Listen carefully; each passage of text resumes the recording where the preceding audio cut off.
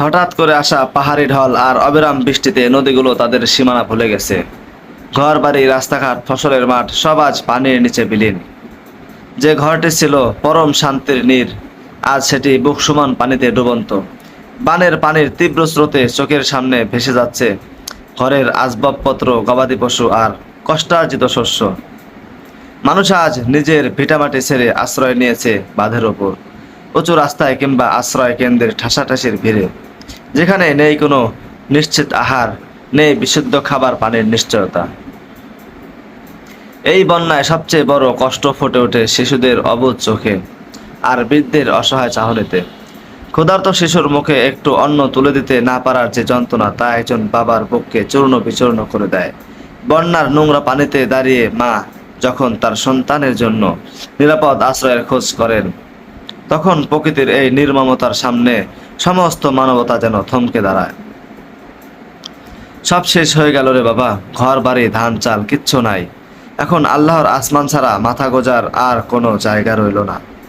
আশ্রয় কেন্দ্রে আশ্রয় নেওয়ার এক বৃদ্ধের এই আর্তনাদ আজ প্রতিটি বন্যদুর্গ মানুষের মনের কথা। অসুস্থ মানুষেরা চিকিৎসা পাচ্ছে না, গর্ভবতী মায়েরা পড়েছেন চরম ঝুঁকিতে।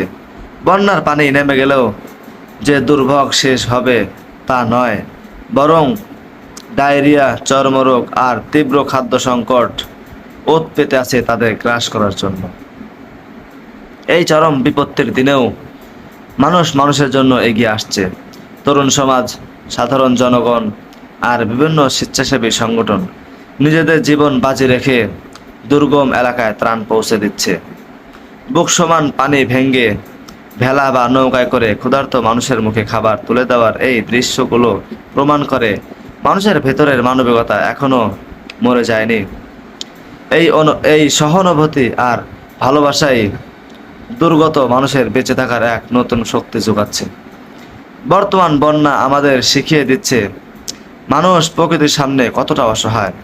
তবে এই কষ্টের রচনা তখনই সার্থক হবে যখন আমরা সবাই মিলে এই দুর্গত মানুষের পাশে দাঁড়াবো।